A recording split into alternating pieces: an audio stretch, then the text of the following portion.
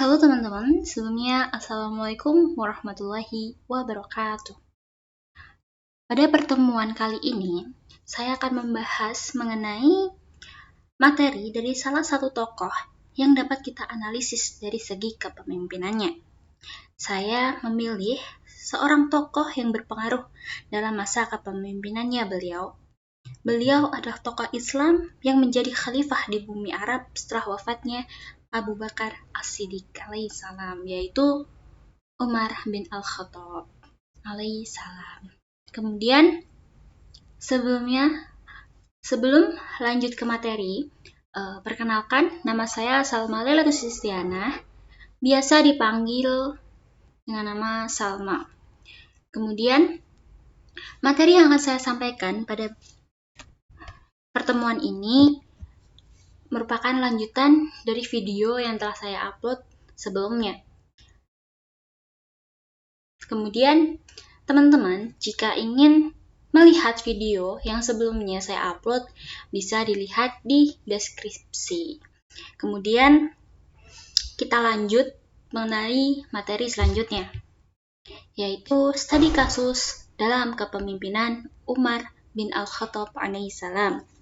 Beliau merupakan sahabat paling utama dari Nabi Muhammad SAW setelah Abu Bakar As-Siddiq alaihissalam.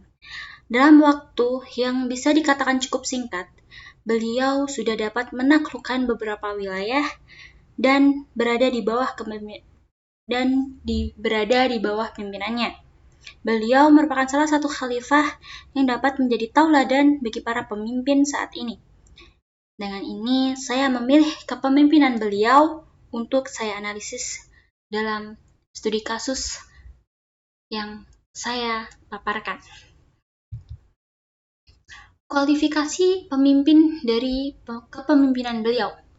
Dalam hal ini, kualifikasi kepemimpinan yang digunakan dalam Khalifah Umar bin Al-Khattab, beliau selalu mendengarkan masukan dari orang lain. Beliau mengetahui apa yang orang lain rasakan dan berempati. Beliau mengobati atau memperbaiki kesalahan diri, memiliki kesadaran dan melakukan pendekatan personal.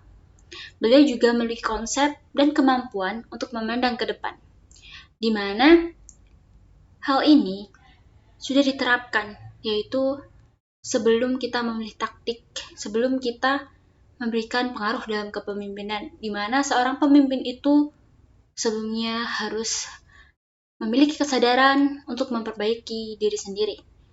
Dengan begitu, beliau akan bisa menerapkan taktik-taktik di mana bisa memberikan pengaruh besar dalam kepemimpinannya beliau. Umar bin Al-Khattab alaihissalam memiliki naluri untuk melayani orang lain, berkomitmen untuk membesarkan orang lain dan membangun komunitas.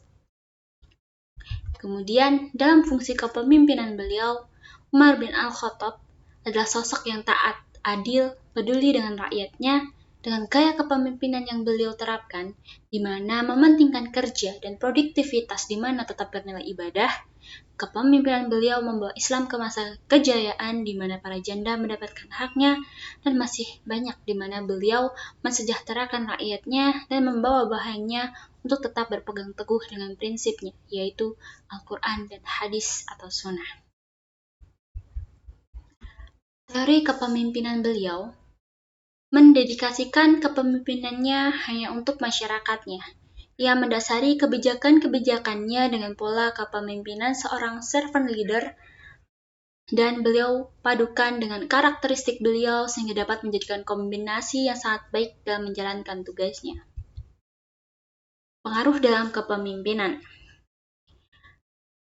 Seperti yang kita bahas pada video sebelumnya, dalam kepemimpinan Umar merupakan sosok yang bertanggung jawab. Beliau menerapkan manajemen menyeluruh di mana bisa disebut dengan TQM, dan juga beliau menggunakan manajemen partisipatif di mana melibatkan semua orang dan berjaya dengan gaya kepemimpinan dan karakteristik beliau yang disegani dan menjadi teladan dapat menghantarkan Islam ke dalam masa kejayaannya.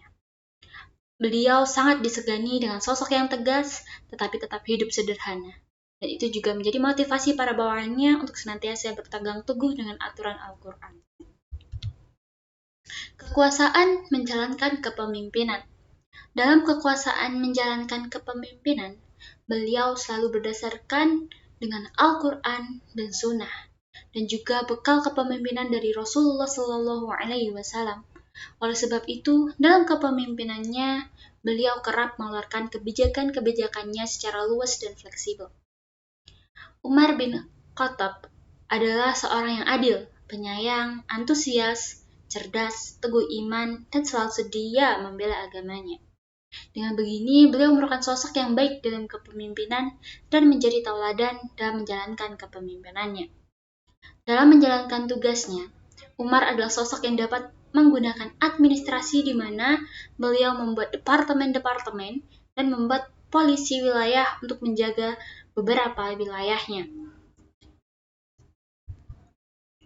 Nah, untuk gaya kepemimpinan dari sosok Umar bin Khattab ini adalah dalam penelitian yang dilakukan oleh seseorang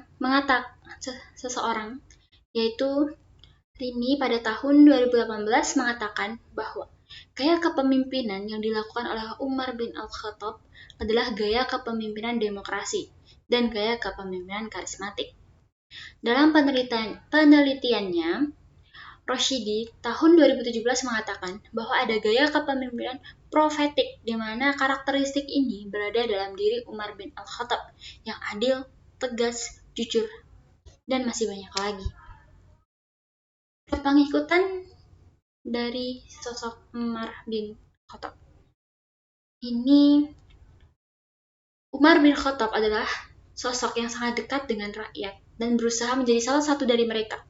Dan dalam masa Khalifah Umar bin Khattab berada pada masa kejayaannya, di mana para pengikutnya yang setia dan patuh dengan kepemimpinan Umar bin Khattab.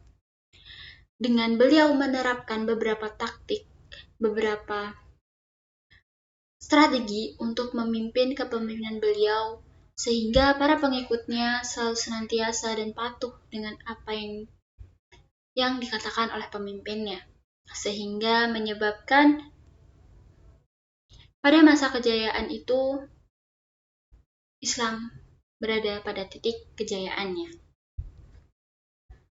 Dalam pembuatan keputusan, beliau merupakan sosok yang sangat memperhatikan bawahannya, sangat menghargai bawahannya, di mana beliau tidak luput mengajak atau melibatkan bawahannya untuk mengambil kebijakan bersama, sehingga bawahan ikut andil dalam keputusan. Jadi, dalam pengambilan keputusan, Umar bin Al-Khattab melibatkan para bawahannya, bisa disebut juga dengan bermusyawarah. Jadi, kesimpulannya adalah bahwa kepemimpinan Umar bin Al-Khattab adalah sesuai dengan syariat Islam, berpadukan dengan Al-Quran dan Sunnah, dan beliau menggunakan berbagai gaya kepemimpinan untuk menyesuaikan bagaimana beliau memimpin suatu kaum, sehingga beliau memberikan banyak kontribusi dan mencapai masa kejayaannya.